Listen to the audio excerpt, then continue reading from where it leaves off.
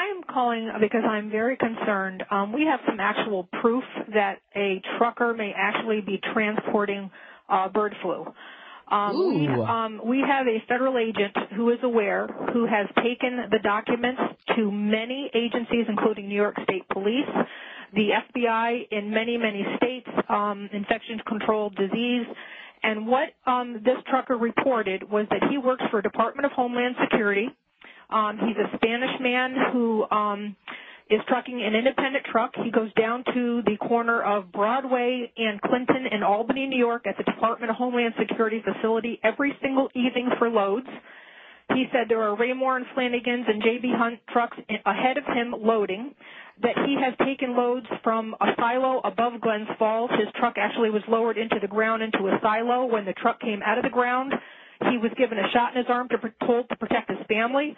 He transported iced, refrigerated loads to the Pentagon, Baltimore, Maryland, Tucson, Arizona. He was told that if he told the federal investigator how he's getting paid through the Bank of America with a number. He walks up to a window. He presents his number. He is taken to a back room and paid in cash. He showed the federal agent $100,000 worth of receipts because he gets $5,000 per load, and he's done as many as 3 loads per day. Okay, now wait, let me just stop you right here because this is amazing information to say the least. Now, perhaps he is transporting vaccines, refrigerated vaccines. Is that a possibility? Anything that has to be iced either has to be an antigen or an antibody. That's all we know. But we know that they gave him a shot to transport it, that they told him it was to protect his family, that it is obviously something that has to be kept refrigerated. He did one load for a complete week to Tucson, Arizona and back, but the amount of money that they're paying him under the table through Bank of America, only loading at night. They call him and they ask him to come down to meetings at Department of Homeland Security at 3 o'clock in the morning. They'll ask him how he's doing and send him back home and say, fine, you're okay, go back home. He has other truckers. He knows of a trucker with a 53-foot bed unit that took a missile type. He was able to see his load, and that was taken out to Phoenix, Arizona. He was given $18,000 to truck that load 2 times. It was 80 tons, and he blew his brakes. The Department of Homeland Security took care of it. He also has been to 2 silos. He's been to many cities with his loads. He's continuously working for Department of Homeland Security, and they are relocating him since the federal agents and the state police were notified. We were notified that he is being relocated to Tucson, Arizona, at a base 15 miles below Tucson. And okay, now let me just ask you, Mary, how did you come upon this information? I can't say. Just what I'm saying already has probably put me in danger, but it is a testimony that many people are aware of, and they are doing nothing about it.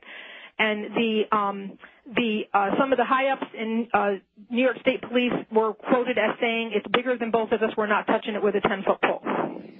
Oh, my goodness. Wow. And we were told that there were retired New York State troopers that are getting paid 2 and 3 times their salary, that are the tail cars. They're actually in vans in back of these Raymore and Flanagan trucks in these transports, and they are within a mile behind them. So if you ever go down the New York State Thruway and look at these double Raymore and Flanagan trucks that are going west towards Syracuse, which is a CIA front, what they are doing is they have those tail cars in the back, and from what I understand, those are retired state troopers that are escorting those loads. Okay, stay right there because we've got a 4-minute break coming at us. She's given us a lot of facts supporting this. Mary, what do you think all of this means? He actually gave testimony to the names of the people that are running the show. There's a retired 3-star African-American general that's in Albany that's there late at night when he does his pickups. There's another guy named Fatah who is Muslim. There are many white suits. All the truckers, not just him, he named 5 of them, are being paid through Bank of America with their independent numbers. He has a uniform that he wears, which is a light blue shirt with buttons down the front, short sleeve. It says Eastern Connection with a red and orange sewn insignia on the shirt. He has to wear black pants and white sneakers, or they do not allow him to the facilities. He is not allowed to stop the truck once they start it to urinate. They have to either go in urinals or pee in the truck. They are at the end of their transport. They are given a white bag by Department of Homeland Security that they have to put all their belongings in. They are not allowed to chew gum in the cabs of the trucks on the transports. They are escorted when he's been to the Pentagon. There have been people with 45s around their waist in plain clothes that have met the trucks, and also on the slips that he gets paid. His slips say 30 Carner Road, Albany, New York, to 11 Wards Lane, Menands, New York. And he stated that he has been to neither of those locations, but every single one of his trucking slips for which he gets paid says those addresses. Okay, say that again.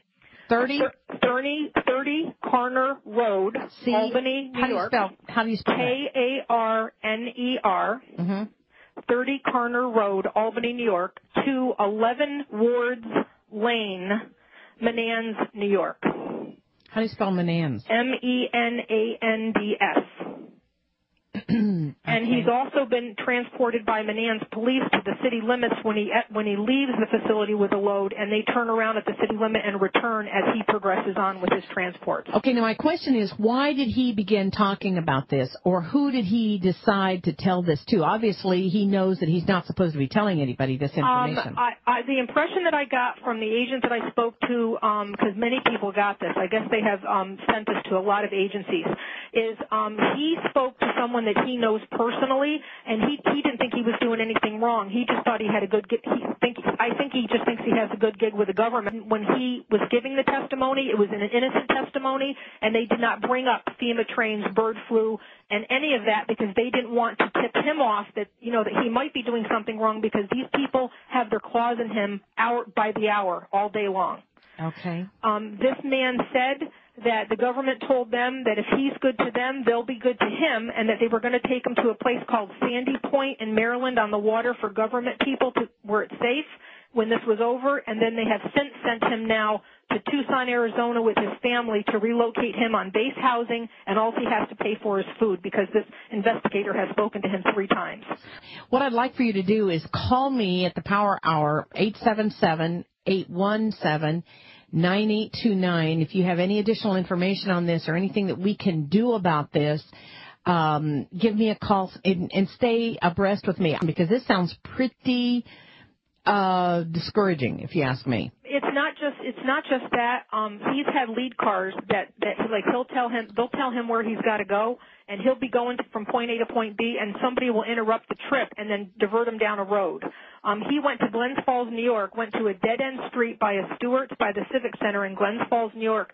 They opened a gate, and he drove 6 miles on a gravel driveway to an underground silo. When the truck came out of the silo after he waited with the other truckers for 3 hours while they loaded in secret, the people who appeared with the truck when the truck was coming out of the ground had Tyvek suits, the mask, the gloves, and all the works on. He's also transported at the 109th Air Guard at Stratton Air Force Base. He did do 90 boxes of clear plastic white fluid. He did see that load. Rarely does he see his loads, but apparently he loaded that at the C-130 at the 109th Air Guard. And he's done a lot of loads with these types of things, medical supplies, equipment, but specifically refrigerated to Tucson and to the Pentagon and to Baltimore. And I think that's it's up to no good. Along the New York State Thruway, there are miles and miles of car carriers that they've been adding to. There has to be 30 miles of them right now sitting on the track since before Christmas. That Thruway, there are miles and miles of car carriers that they've been adding to. There has to be 30 miles of them right now sitting on the track since before Christmas. That could fit my whole city in this thing. Once you get around that bend near the bridge, you'll see how long it goes. I'll keep the camera running. We're at 20 minutes right now, film I've taken.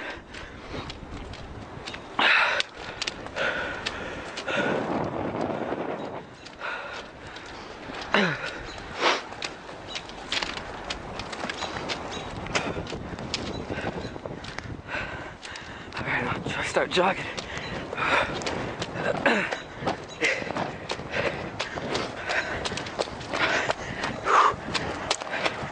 You don't need shackles and benches when you think about it, because who gives a shit? We're all gonna be put in an oven or gas. Why does it matter?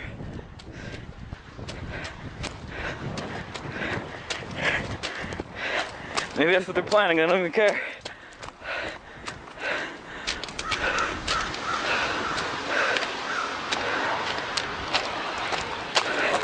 Take a look. Get out here.